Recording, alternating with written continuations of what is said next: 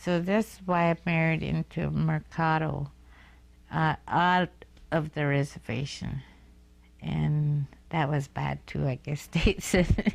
but, uh, but the thing is that the pipe now, this young man that's taking care of it, he's got so many wives now, and he married several of them through with the pipe. And it's really confusing to me why this is happening. Did we do something, or did we do something wrong? Is it hurting our people, our young people? Or is this why we have so many things going on that's bad? You know, it's really, I'm not trying to be judgment, but that's where I'm at on this, from up to down here. I made my vigil to the pipe, and I had all these thoughts in me, and when I start I saged up here, and I start going saging, and the closer I got, my heart was beating so, and I thought I was gonna fall over and, faint or something. I got there because I had this thought, this confusion, in this thinking, how can this be?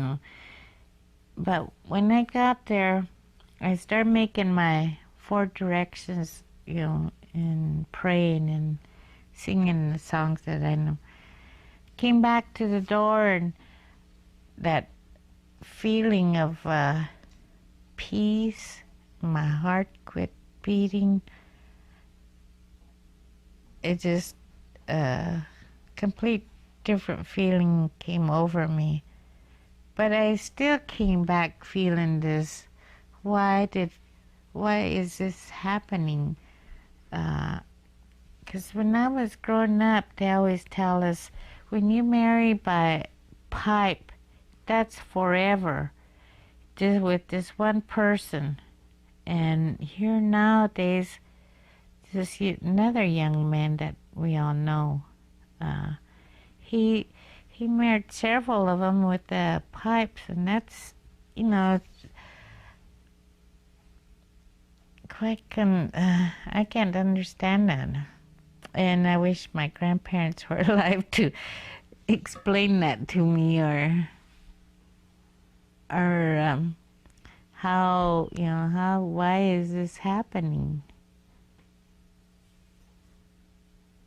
When I was taught to have so much respect for everything, and then all of a sudden these are happening. It's a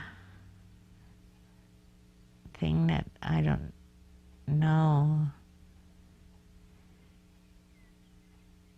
That's why I always say, is this why our children are being hurt? Or, the thoughts are all different? Where did we go wrong on this issue? But I guess that's just me, myself, I have a lot of respect for the pipe, because I know that it cures, it really helps.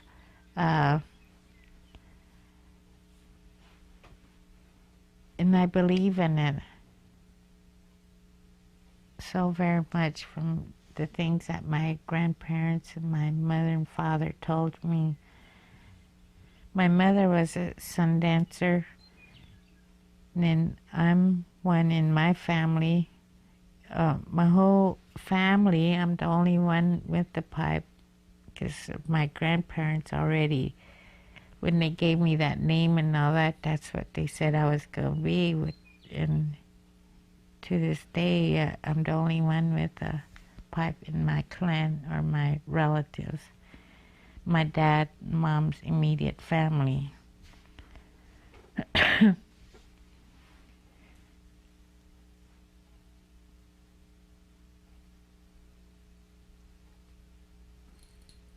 It's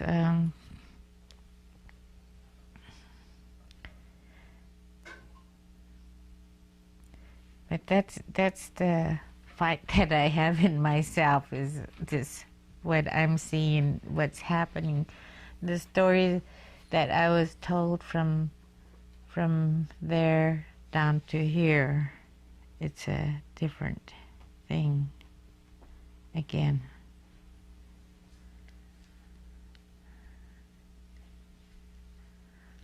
My dad, my grandmother, they used to, when we were little kids, they used to hunkanka, that's called storytelling. And my grandma or my mom would hurry up, and because we're all saying, well, Grandma, Grandpa, Dad, can you tell us these stories? So they, right away, Mom makes fried bread and wojapi, and she puts a little bit outside so they could tell a good story and we won't get so scared or nothing bad happens. And they tell us stories about the two-faced monsters, and they tell us about ikdomi stories, and then they tell us about this what story? It's my favorite. I always like that one. It's about this young man. They met and they married to one from different tribe and from two different camps. So the man took his young lady home and back to the teepee, and she was there for quite like a year or something like that, and she was getting lonesome for her to see her family, and he kept saying, I'll take you home as soon as we go hunting, and I'll bring back enough meat, and then I'll take you to your parents for a visit. But it just seems like it took forever. They went hunting and they come back and they go again. So she was getting anxious and kept asking him, but he kept saying, well, wait till the next hunt. So finally he left, so she gathered up all her belongings, blanket, and she had a little puppy. And she took off from, I always imagine like they say it's like the Black Hills, Yellowstone. Across from there, she was coming back this way, and she was in a flat area. And when she started out, she had to hide during the day because the hunters, they were all looking for her. And then at night, she started walking, and finally she got to the flat area. From there, she started walking day and night with her little pup. As she got close to her camp, close to her people, she rested, and she made a little camp, and she rested there with her little pup, and here, far away, she could hear a owl hoot, but it hooted different. So she started getting scared, and she says, well, she's talking to her little pup. She said, we'll eat, and then we'll turn everything off, because this owl hooting sounds different, she was saying.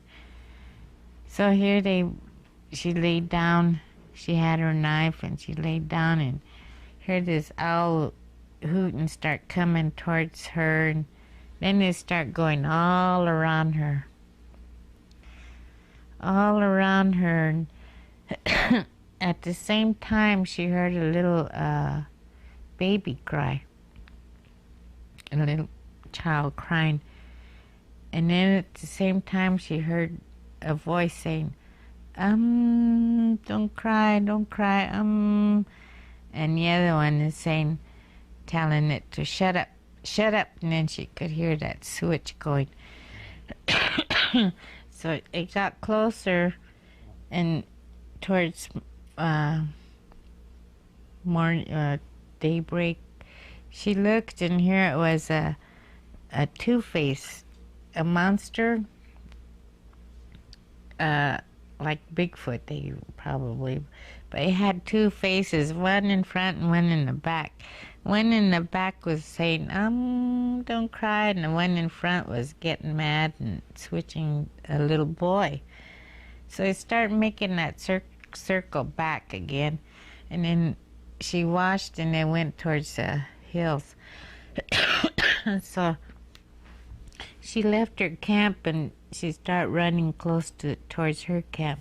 Here she saw some scouts, so she started waving at them. And here, meanwhile, that night at the camp, there was a little boy that was listening to the parents. So the mother said, "If you don't sit still, I'm gonna make you stand outside."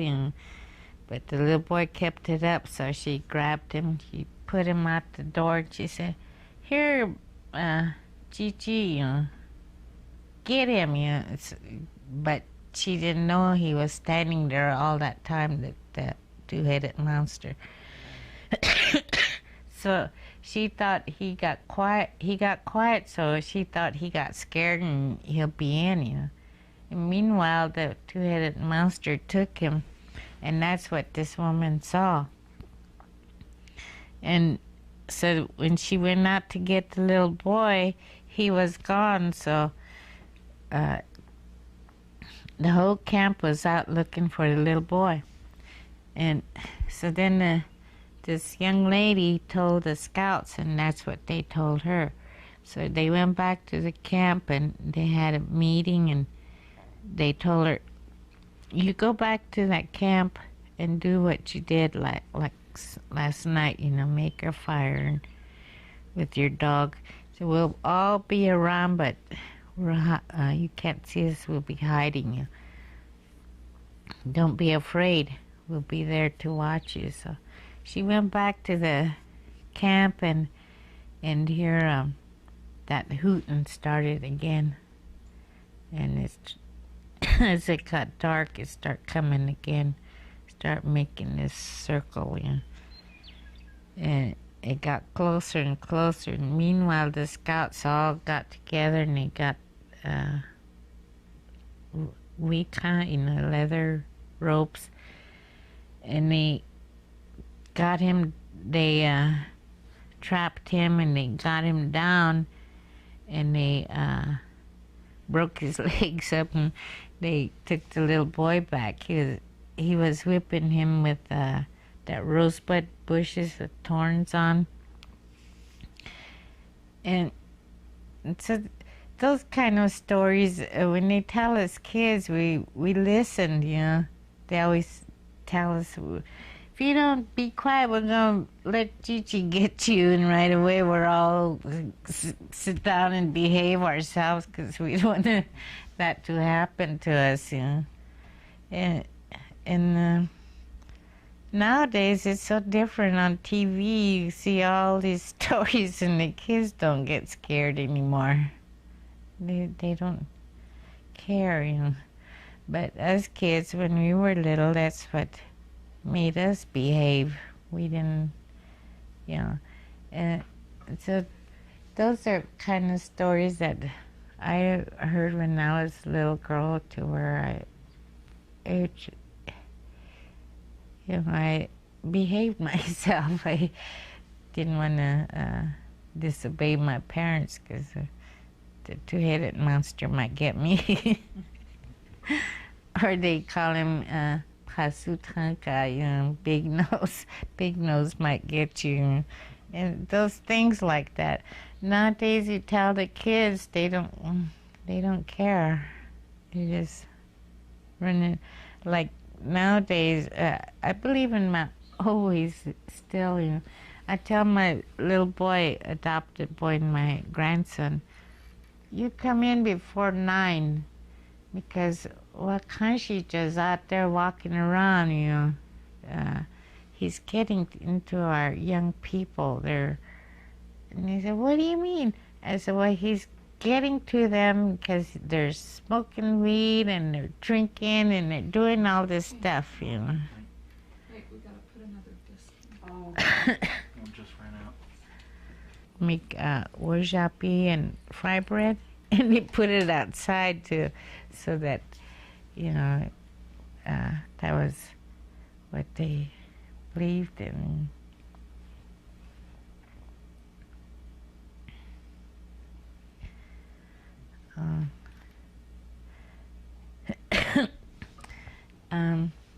Like I said, I tell my grandchildren about, like now we have curfew hours, and I keep telling them the devil is out right now, and it seems like nowadays the kids, they're into this weed and drinking so much too that well, it's caused by the parents. I mean, the parents are not teaching them or telling them at home, I think. If they start telling, I'm not saying all of them. I know there's people out there that do get after their kids and telling their kids about things, but the ones that I know are not listening, and I do know that the parents are drinking and stuff like that. And they get interested whenever I start telling them things differently. Wished you can come and talk to my mom, they always say. But it's hard to go into somebody's home and start telling them. They have to find out themselves, I think.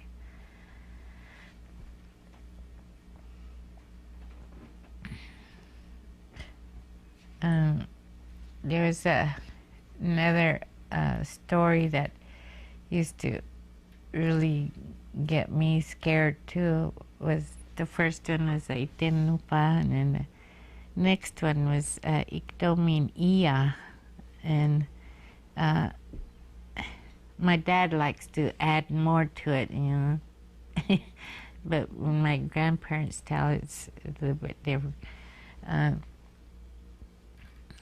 Of course, everybody knows the story about the ducks and the Iktomi, and Iya.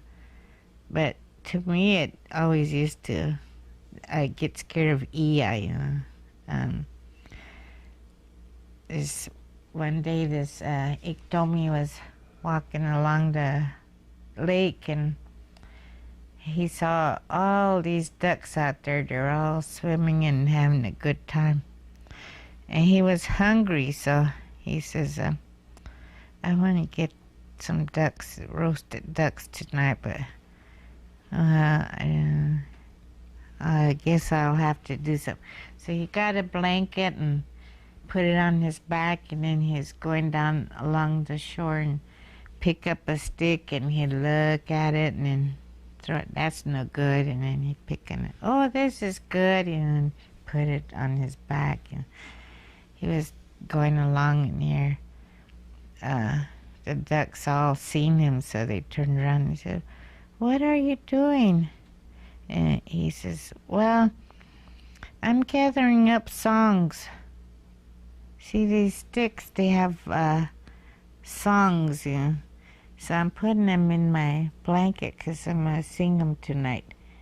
And so the ducks said, well, I'll help you. And they all gathered around, and so he got them all together, and he says, well, let's go to the camp. He said, make a big fire, and I want all of you to. So he said, I want you all to stand around, and there's coffee if you want coffee. I have coffee. and he said, just watch me while I make this fire. So he started. He says, and then I'm gonna sing, and when I sing, I want all of you to close your eyes. Don't peek. So he starts singing, so all the ducks closed their eyes.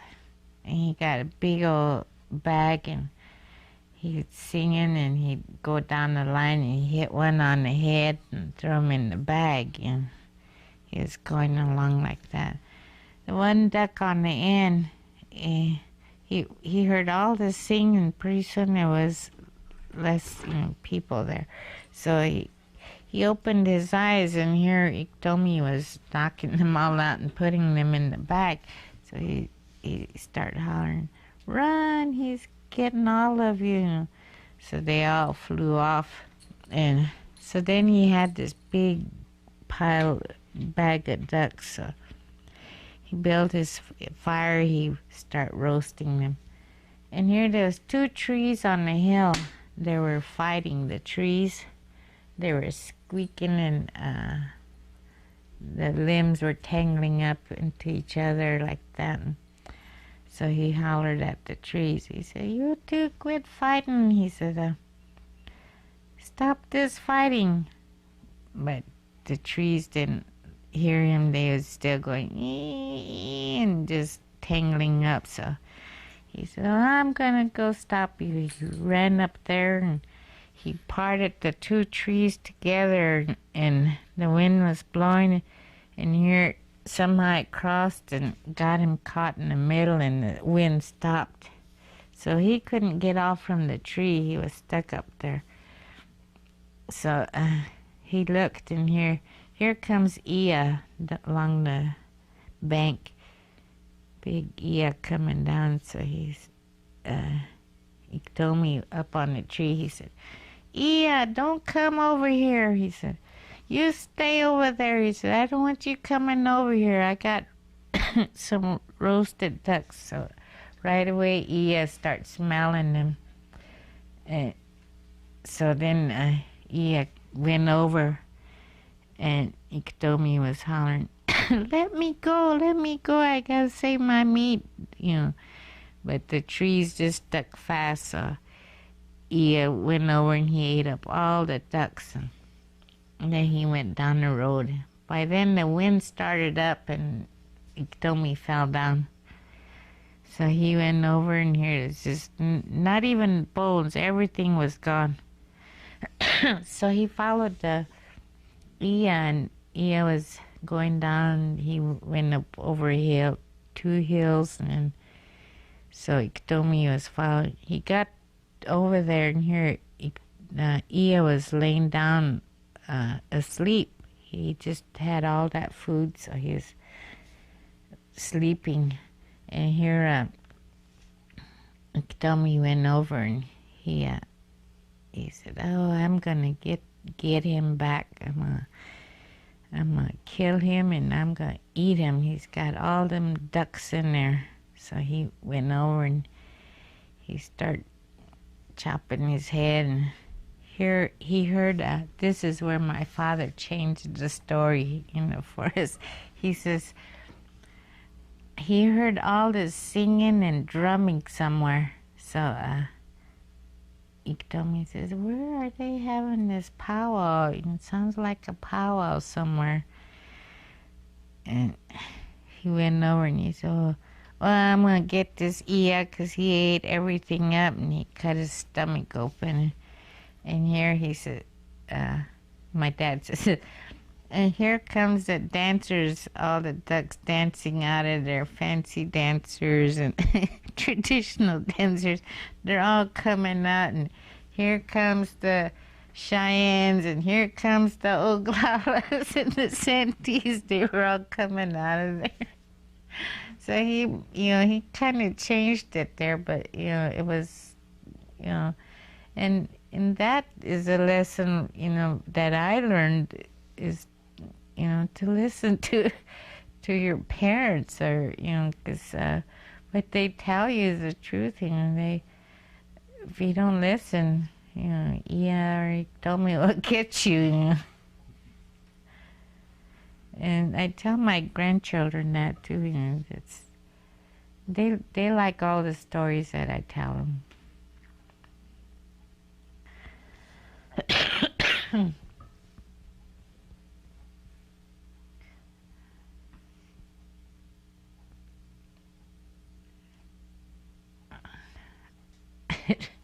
I don't know what else. What did they do to teach you respect?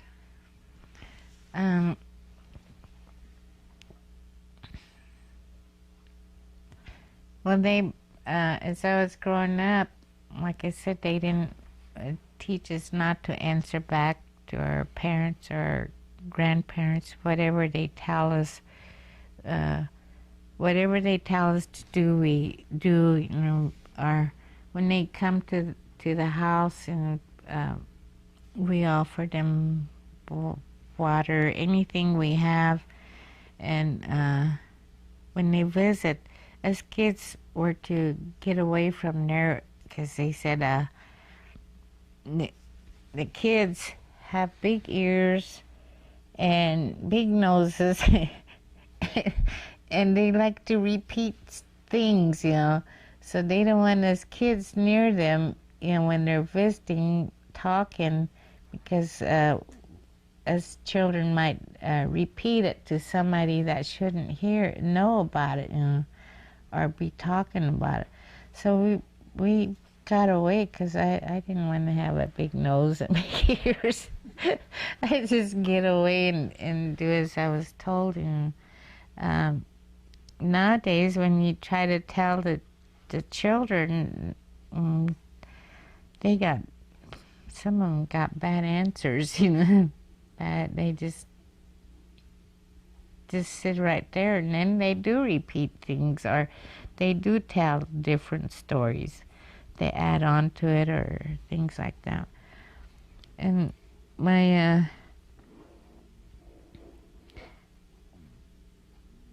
grandfather, he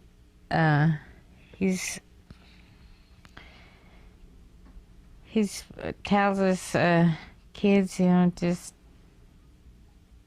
in the future, things are going to change. Don't forget that you're Lakota first. You're nothing else. You're not a European or anything. You're Lakota. And then when you learn these things, and you learn them well, and you can use them, for yourself in life. And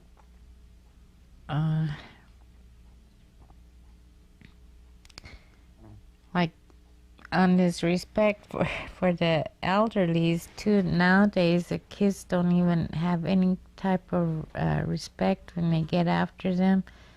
I heard them say some 4-letter words and shut up and all that, and to where in our days we weren't allowed to say things like that. And plus, we don't have cussing words in our language. We don't have any kind of like this 4-letter word that they say nowadays. We don't have that in our language. Our language is, when we say something, it's strong, so strong that you could hurt a person. You can hurt them to when they understand it. You could hurt their spirituality. You could hurt them really bad. You could even hurt them to where they could commit suicide.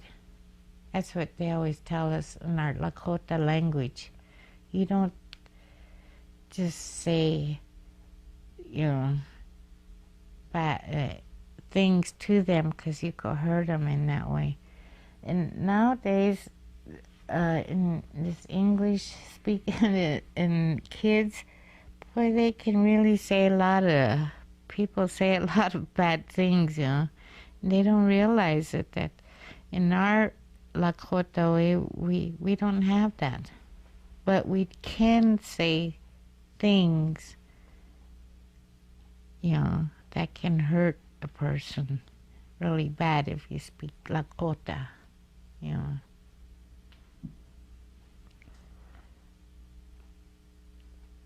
It's like if a person is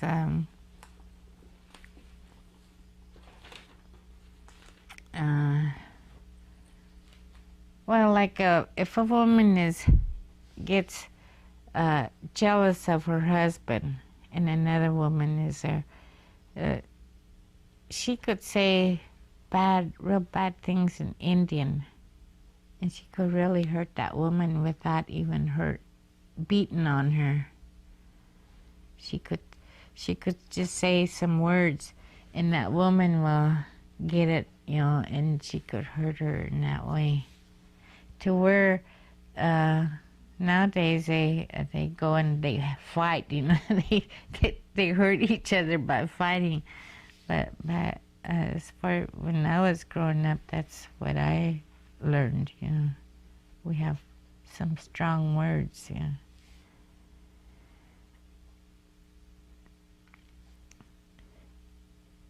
We were taught not to be gossiping about each other. That's you could hurt that person in our Indian way. If you get noisy, jealous, that's not good. We're not to be doing that, because we could hurt that person.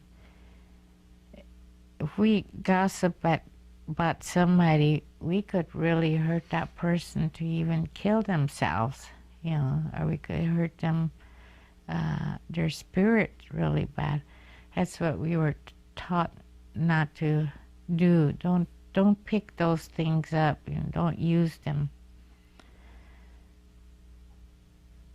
So I tell my daughters about that too. I always tell them, you don't be using these things, because it's not right. You don't have to have respect no matter what, for everyone. Even if they're mean and all that, you still have to have respect. Just walk away. But I know it's really hard sometimes.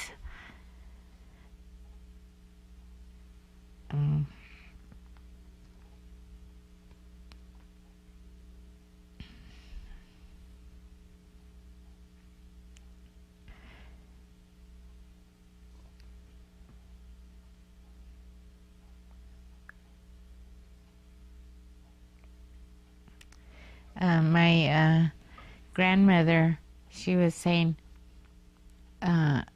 when she was saying about in the future, you're gonna learn a lot of bad things, and in Oglala, they had this. I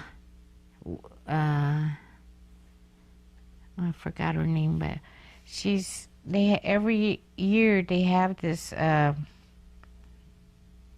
thing for the young ladies that's had their men period for the first time in their life, and they have a camp, and they teach them about these things, tell them about having respect, or not to be in the crowd, or step over clothing or feet, or jump over people and stuff. They taught them all that. They taught them to do beadwork and tanning hide and stuff like that, like they used to in the olden days, or teach them to sew. And here, about 2 years ago, I went to Oglala, and here it was just at that time that they were coming out, and they asked me to talk to them. So what I brought out was our dress code. That really changed, because when I was growing up, even when I was riding horses, I never wore men's pants. I wore skirts, and they were big round ones, and I had safety pin that I pin it up this way, and I ride horses, and then when we get down, we take the safety, and it's not only me. There's a bunch of us that did that. We didn't wear men's pants, and nowadays, like these young ladies, I guess it's us, the elderlies too. Maybe we like Grandma says, when you carry a baby, when you grow up and get married, be a woman. Always remember you're a woman. You stay away from the man's clothes. If Kashila wanted you to be a man, then you can wear men's clothes. Don't dress that way. Be a woman. And when you have pregnant, make sure that you talk to your baby and you're dressed as a woman. So when you have your baby will know that you're the mother. And looks at you, knows your voice. And as it's growing up, sees you acting like a woman.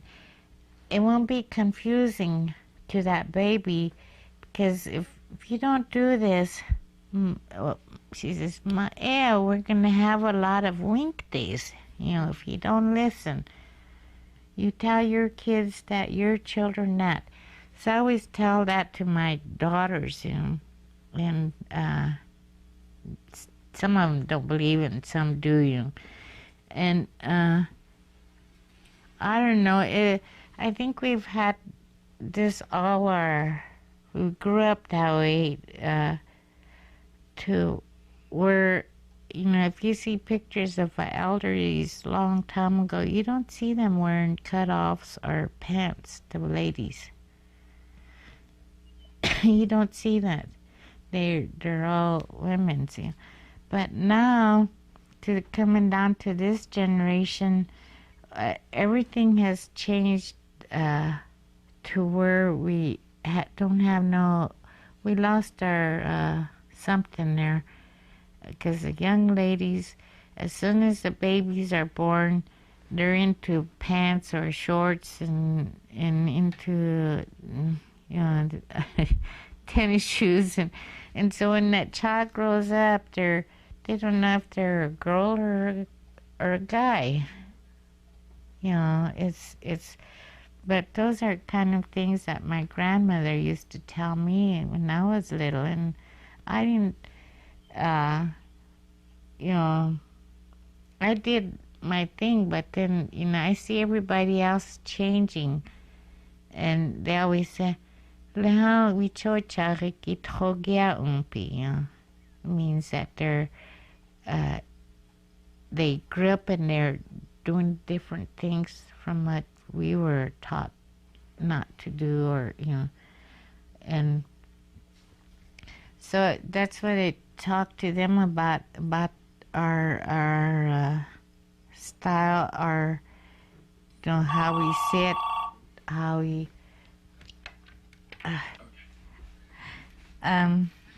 about the dress code for young ladies. We lost that, and when we, as the time came down, they're all dressed in big pants, and and there's a lot of wink days. Oh, because her blood We was were too thin. taught to talk to our babies as they were growing in our stomach up to the day they were born, and nowadays it's different. Children don't know they lost something there, and so I think our grandparents seem to know a lot of these things before it happened. They were telling us, and it seemed like it. I think we. Oh, thank you. They wonderful. know what the future is going to be. Okay, and I hope to talk to you soon. Thanks. Thanks a lot. Bye. Yeah, she wanted me to know. Do you have that on? Do you want me to? I think the next thing could be, it goes with respect as honor, how the people used to honor one another in ceremonies and at powwows, and how they honor people, and how that was a regular tradition among the people. Okay. Well, when I was a young girl, back in those days too, we had powwows. It was a really exciting time for me because my grandparents and mothers and fathers, everybody danced. The elderlies used to get their costumes out and they hang them up, and they holler across from camp to each other saying, "Tonight you're gonna see this this costume. It's gonna dance. You're gonna see the fancy, things like that." And it was really nice because we didn't have the dancing contest in those days, so everybody danced. I had a buckskin dress, and I went out and danced. We didn't have to have no numbers or anything. And when they have powwows, everybody gathered and they really had a good time. But as today, it's not that way. If you want to dance, you got to be in a contest. I tried it one time.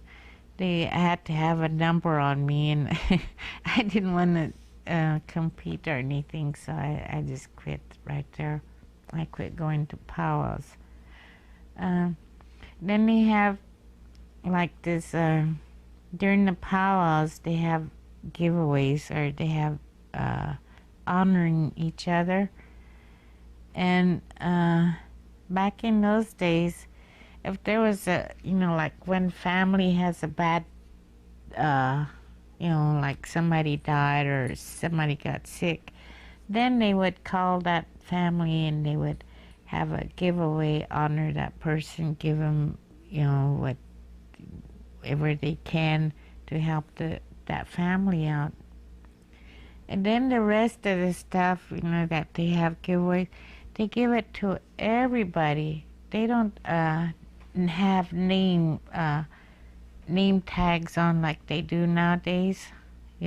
Nowadays, even like Sundance, I noticed during Sundance, back when my mother and them were dancing, they have a giveaway. It's for everybody. They put it out in the middle, and everybody comes and gets it, whatever they need. They don't say so and so or that one, unless there's something special that they want to call that person.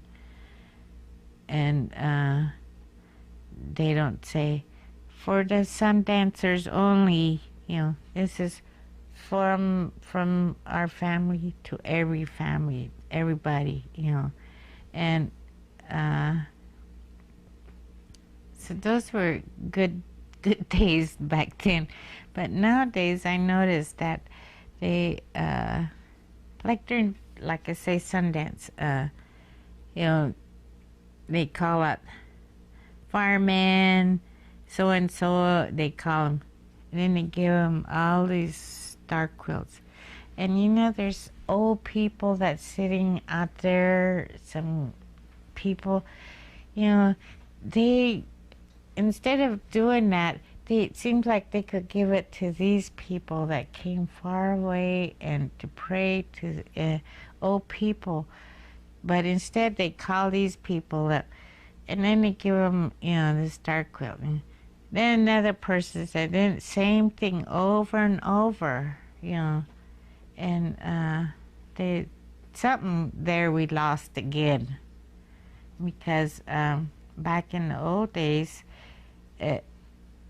people that come from far away, they know who they are, so they give them, they honor them in that way, and the giveaways for everybody. Nowadays, it's different. You have to have name tags, and and I always say that creates envy and jealousy and things like that in people, because maybe that one person needed it, or things like that. And it's just, to me, it's more like a show instead of a good powwow, like back when I was young. It was, we didn't have this competition going on. Everybody danced, we had a good time, everybody honored one another. People that came far away, they shared things with them, they take over meat. Seems like they know too who they are, so they take meat over to them or invite them over and they eat together. And nowadays it's not that way. Fast time or whatever. We always say Indian time, but I always say it's too fast. Nobody does that anymore. It's really different. And then, like, they have naming ceremonies. I think that's really good that they're doing that. But also, again, that giveaway thing. I think they should just give it to the people instead of, certain ones, same over and over. And there again, we lost something. I don't know how those couldn't be corrected. I guess each one of us has to change ourselves, and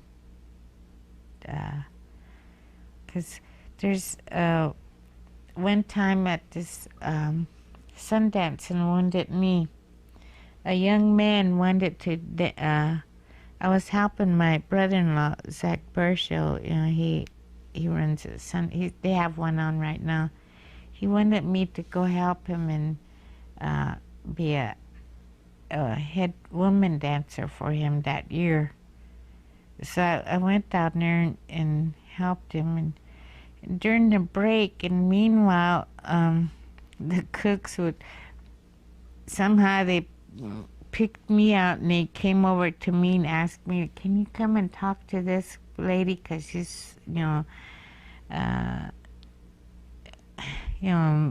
causing trouble and all this." And here comes this young man. He said, "I want to sing with the singers, but and he's a black elk." He said, "But they don't want me to sing with them because they said I'm different,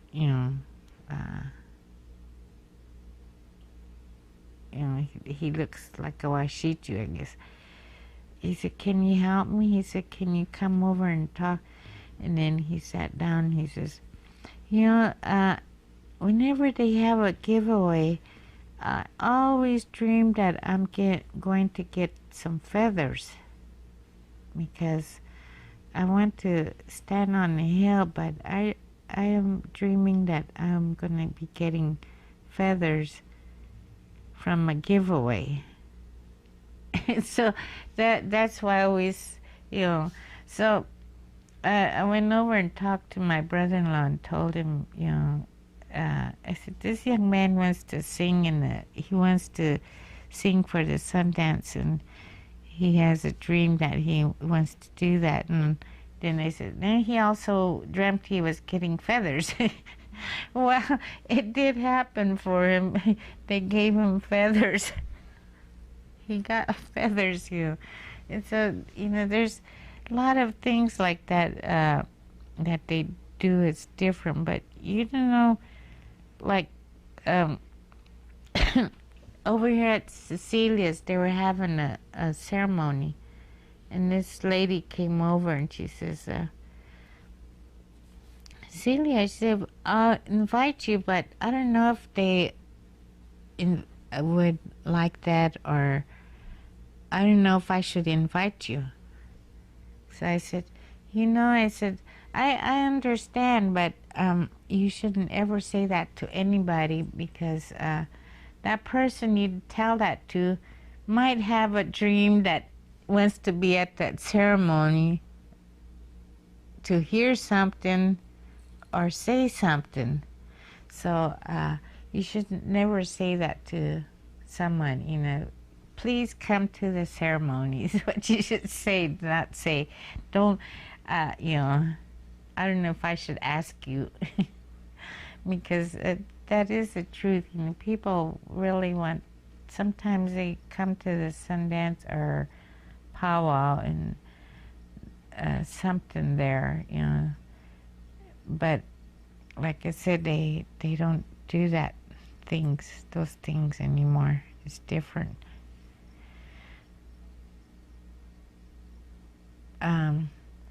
This one time, this lady had twins, and she wanted to have them named, and she didn't know where to go, who to ask. And at that time, we were having a sweat. It just happened that I was in Salt Lake, Utah, to visit my sister-in-law that lives up there, another Fraiser. And they have a sweat. And here this man that was running it, he's a medicine man too. So I told her, I said, why don't you just go to the sweat and ask this man and see what he tells you? So she went over and told him, and he said for her to come to the sweat, and she could bring her two little boys and they could sit in the car. So we had sweat, and here they named them right in the sweat. One cedar man and one firekeeper. Two little twins. That's the name that they got from the spirit. They named them that. And so there's a lot of times that people want to name their children at a ceremony. That's the way sometimes you can go about it. Or you can ask an elderly or somebody, and they know names, to give them.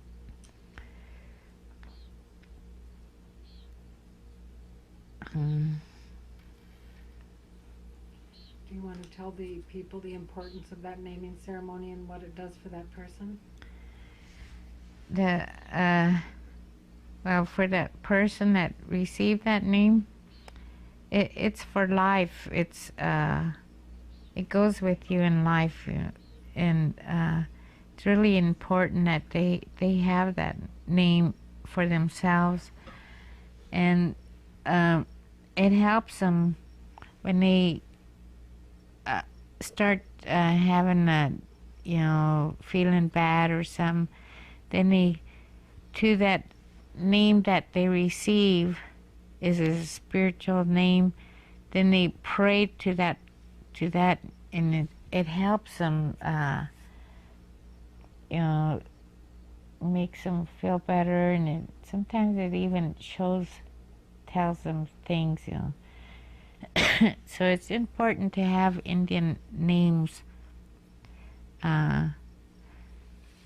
Each of us, we have, like I said, my grandmother, she knew she was going to die, so she wanted to have a naming ceremony. For me, I wasn't born yet, but both grandmas gave me each of their first name and then their Indian name. And then the last one was confusing to me, but they said, I'm gonna need it. They saw something, I guess. And that one is Wakaya Agyamani, and I didn't. At the time, I didn't. I liked the two names, but the other last name I didn't think. Here, I have rheumatoid arthritis, and that's the reason why I have that name. They saw that future and they gave me that name. Well, so in life, when you have a lot of, like, for instance, like a lot of these kids that were adopted out at one time on the reservation, the Indian people were, some of them were too poor, or either they were drinking too much or couldn't take care of their kids. The social service came in and took their kids away, and they sent them all over. They were raised out of the reservation, and these kids, they came back. Start coming back around in the 70s. I think that wounded knee occupation, I think it brought a lot of that out, because a lot of these kids that was raised out there, they all came back and they started looking for their family, and they missed a lot of things that they didn't learn at home with their people. And that's the first thing they asked for, was to have an Indian name. They want to be back into Indian. That's where a lot of them came strong on to our Indian religion. And all of a sudden we have a whole bunch of pipe carriers and a whole bunch of medicine men's and medicine women's all of a sudden, because I feel like they weren't taught. When you can be a medicine man or medicine woman, you have to be raised as as a child. It comes to you, things happen. You can't be just instantly be one. It's somehow it develops as you grow, and the spirit starts talking to them, or it comes in their dreams, and what medicines to pick up or what to use, it was shown to them. They tell them, and then the thing is that you have to talk Lakota, because spirits are ancient people. They all talk Lakota. They don't talk English. They don't talk to you in English.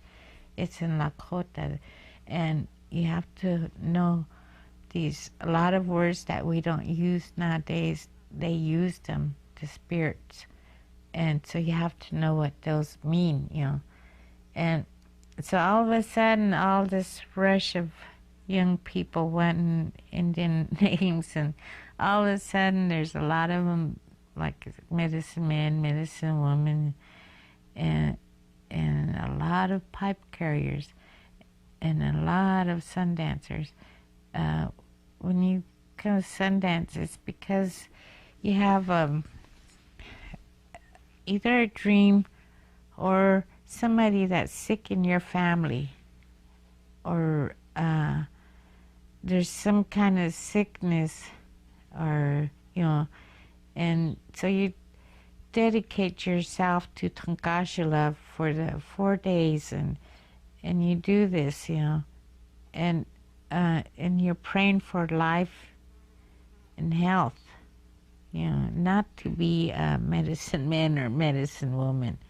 It's Tankashila is the one that will choose whoever work through that person, but you can't become instantly one. I was like 19 years old when I was living in Nebraska, and I just had my first child. And came back to Denby, and went back. I had a cold.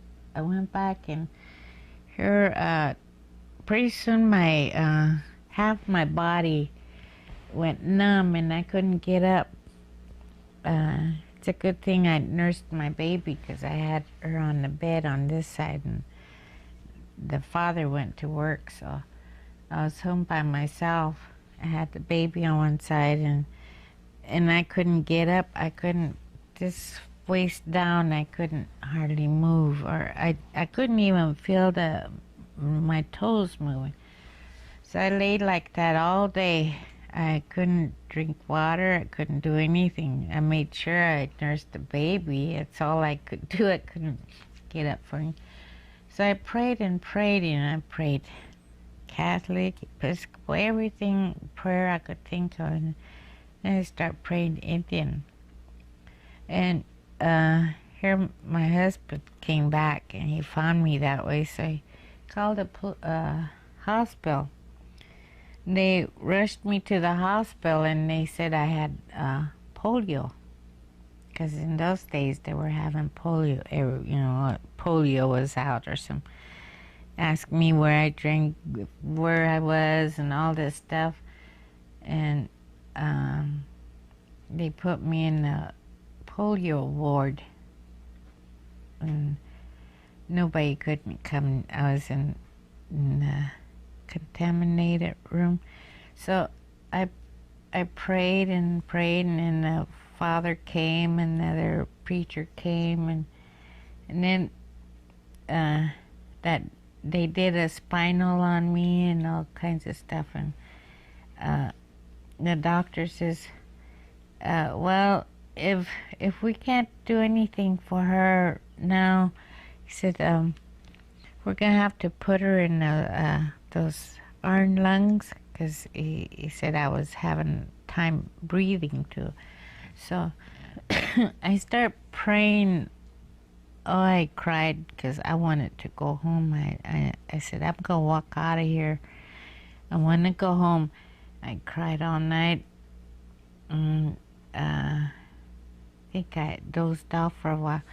Here my grandmother came to me in my dream, or I don't know if I was asleep or what, but she came to my bed, and she held my feet and started moving them, and she's talking to me, and she was telling me, remember, you're praying.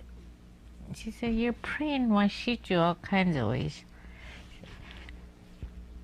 La kolia wa chekia ni la kotaksto, she said. Tokeshkeleo. Tase Washichu heni chaka, she said.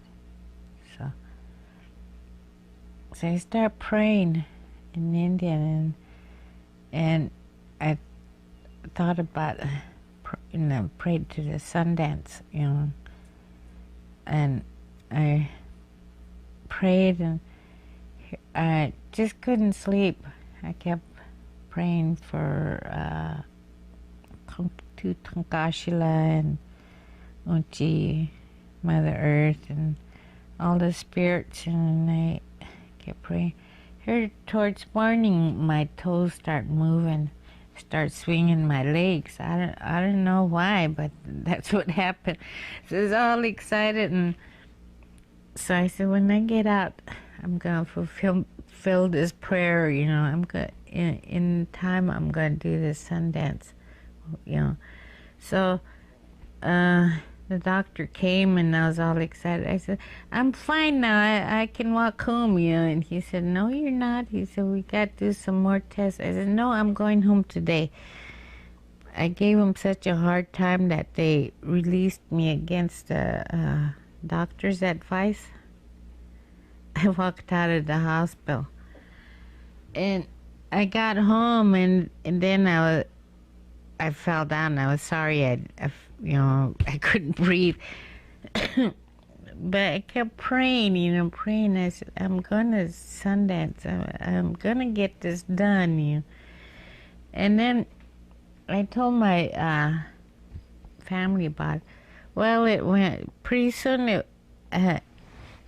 Before that too, I just, when my grandma was saying that and all that, I thought to myself, this good. I know I'm gonna stay in this thing down here. But here, I just forgot it. After I got out, I started taking care of my baby and all that. And I thought, well, Tankashala will forgive me, I thought to myself that, it'll be all right. I don't really have to Sundance, I'm going to church, and I kept trying to convince myself. Here I started having these dreams. Oh, that was something about a Sundance. And I was there. It just kept going like that. And finally, I came back and I told Mom, they went over Uncle Fool's Crow, and Uncle Fool's Crow, he said, wait, he said, I don't know, he said, you should wait a while, he said, it'll come to me, if it's, it's dream, and you say, because I was telling him all these two things that I was going through. So here, I went back, and it was years later. I came back again, and here he says, it's time for you to go, he said. So by then, I went the other way again. I said, it's okay. I don't have to do this, I'm in the Washuchu world, we're trying to live and survive, and it's all right, I thought to myself. But my mother says, no, she said, you said this, you dreamed this, went through all these things. She said, you can't leave. They're not going to let you go. So I said, who's not going to let me go, Mom? I said, you said I have my own mind. Now I'm arguing, about it. And she said, no, you got to stay. So I said, well, okay. So went over to see Uncle, and then here comes the rain. Oh, it was a downpour. All four directions, the rains. It seemed like there's a circle in the middle, and all four rain clouds came like. And here my mother said, see, she said, this means you've got to go through with it. You dreamt it, you said this, you're walking, you're doing she said, you can't, when you make a commitment like that, you got to go through with it. Later, sooner or later, you're gonna have to do it. You can't go, So, Uncle Fusco took me to Rosebud, and then I met Schweigman and all those medicine men, and he told him, he said, I want you to help her in the future. If she needs any help her. And so we had a sweat, and I was the only woman there that sweat with them. Crow Dog and all of them, Uncle Fool's Crow. And so then from there, Uncle Fool's Crow started talking to me, telling me things, all of these things what I have to do, and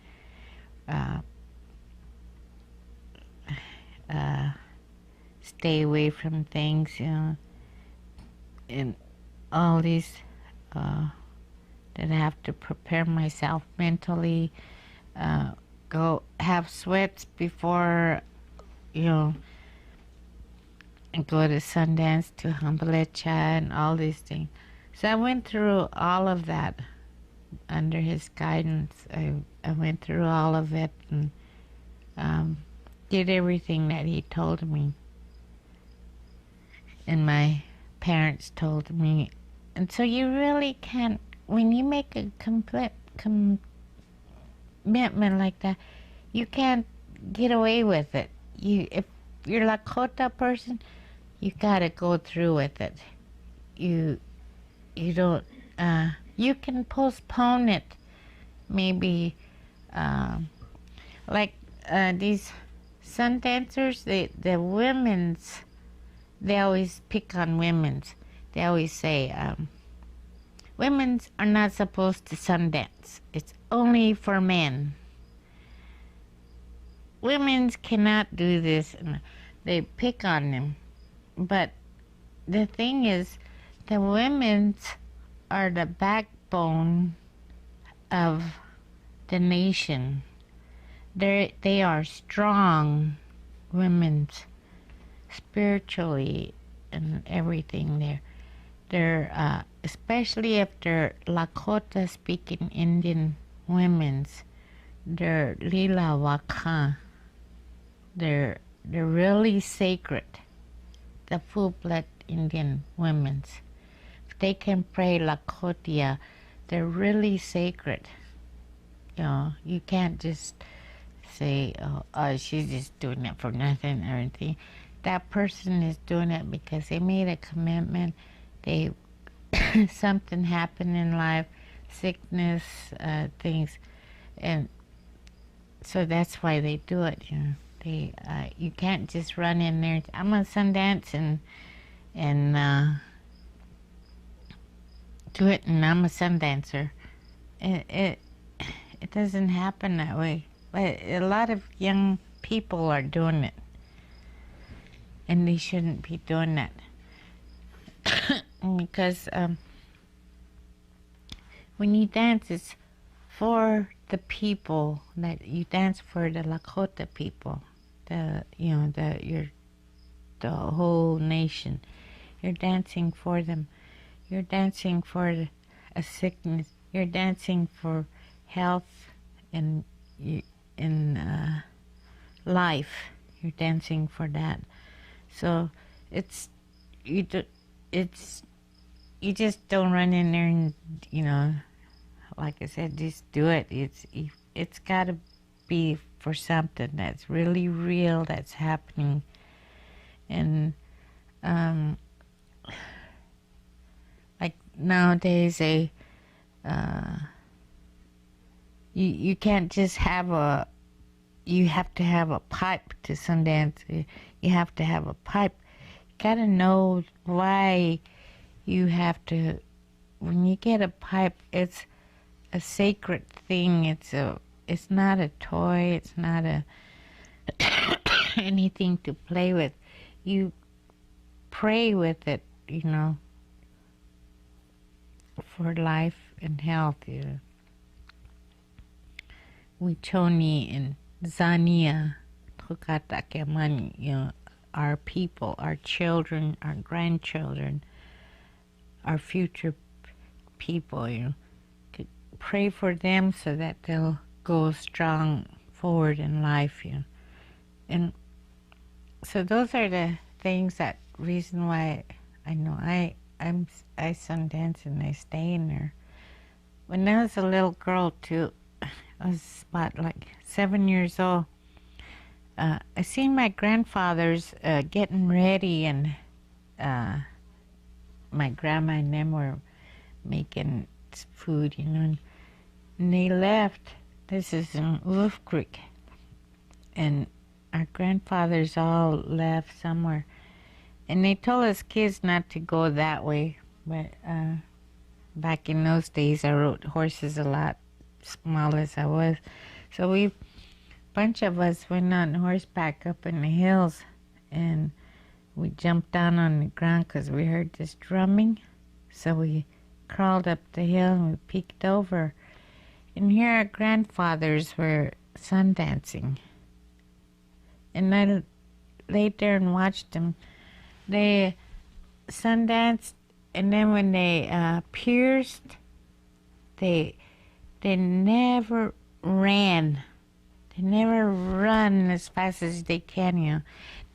They danced away slowly, backed up slowly, and they danced all around the arbor slowly, like that. And not once did they run. to where nowadays you see them, it seems like they're like Uncle Fuzcro says. He laughs and he says, "Lenaki ang kacha takto kohampohitse." Means these guys are just racing.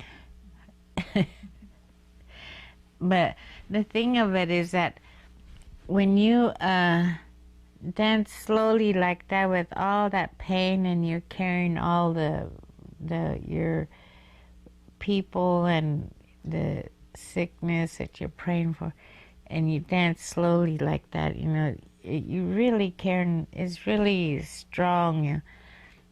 And they say that when you run like that, it means that our time, the Lakota people are gonna die out fast. And it seems like it's true. We're losing our elderlies.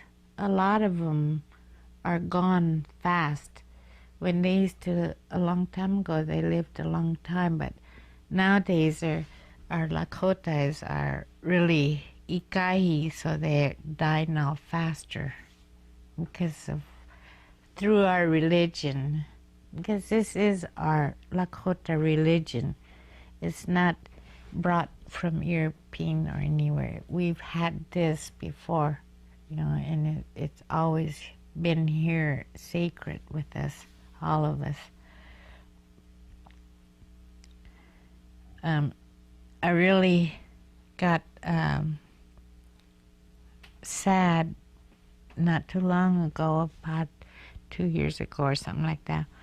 I went back to Pine Ridge and here they were talking about a march to the state capitol, about a picture or some kind of artwork there. And they were describing it to me. They said it was a wagon train with washijus drive, and there was some Indian people. There were, especially this one lady, I guess she's laying there really scared, looking up towards the wagon train because they're going to run over her. And above the wagon train was an angel. The Skawichasha, the white man there. Above that wagon was an angel. And these poor Indians were going to be run over, And I really felt bad because we've had this religion all our lives, all ancient now.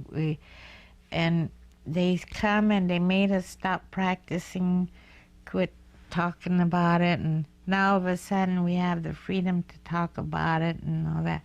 But we kind of lost something in a way, because some of them that knew a lot didn't pass it on to us, or something happened there. It's not. I think there's some things that not interpreted right anymore. Those that know are gone. I was going to say I met Joe Flyby. This was back in 70 something. I lived at Rapid City, and Matthew King is my uncle, and Cora and Annie, and they're related to Matthew is related to my mother on my mother's side, and Annie and Cora on the Thunder, they're related to my dad on that side. Well, so anyway, I was living in Rapid, and here they were having a treaty meeting up at the Mother Butler. So for some reason, I just had this Sundance, and I I seen some things, but I didn't want to, somehow I couldn't tell Uncle Foscrow. Wanted to tell him so much, but it seemed like something was holding me back or something. I couldn't release it to. So I was in Rapid here. They were having this treaty conference, and the kings are gonna be there. So I said, well, let's go up there and visit with Levon and them while they're having that conference. So I went up there with 3 daughters of mine, and we got to Mother Butler, and here they were going to have this, they were going to start the meeting, and this man, Joe Flyby, they said he was going to pray and all that, so he started praying and singing, and here there was a woman's voice singing, with him, and there was no women's singing, but I could hear this woman singing right with him. So we were saying, "Did you hear that?" It was all talk, and then I really wanted to talk to that man. So I waited, and he sat down, and after everything was done, I went over there and talked to him. And here he said, he said, I came here because somebody was going to tell me something, he said.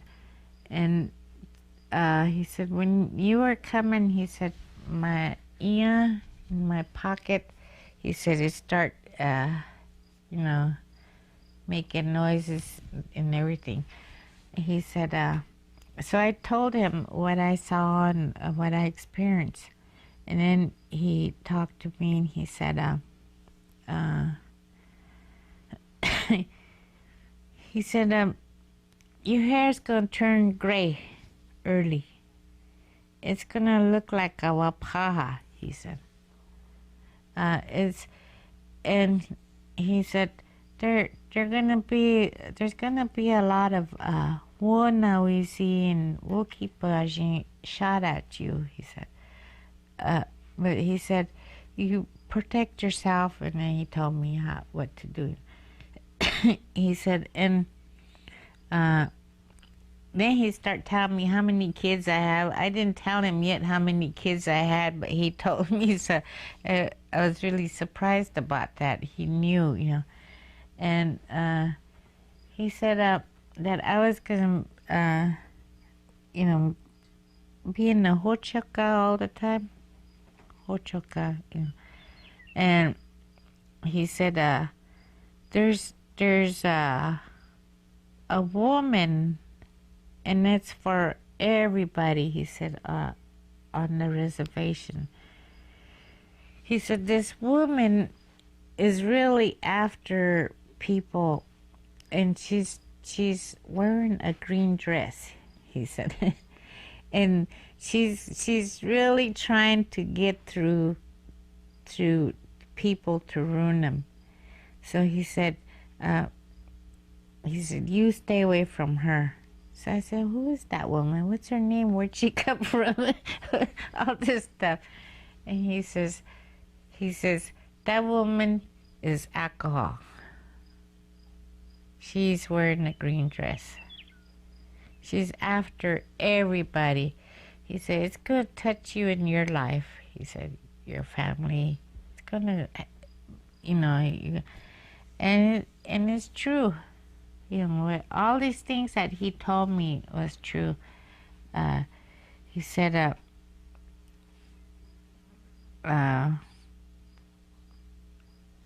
he said, I've Sundance, I'm going to be stuck there.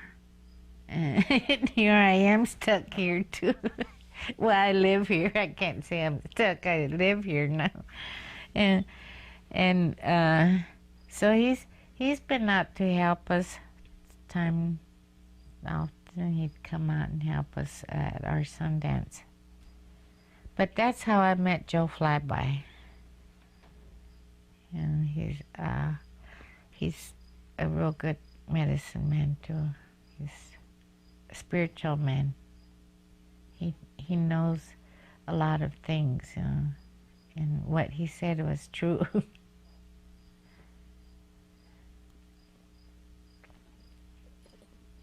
you want to talk about why the Hamblecha is so important for the people? The Hamblecha? Well, the Hamblecha is, you go on, they call it Vision Quest. You go there, you dedicate yourself to Takashila for Uncle. The way Uncle told me is he has more, he's more lenient towards us women's. You know, for men's it's, he says 4 days, 4 nights, this much, tobacco ties, and, you know, he's right.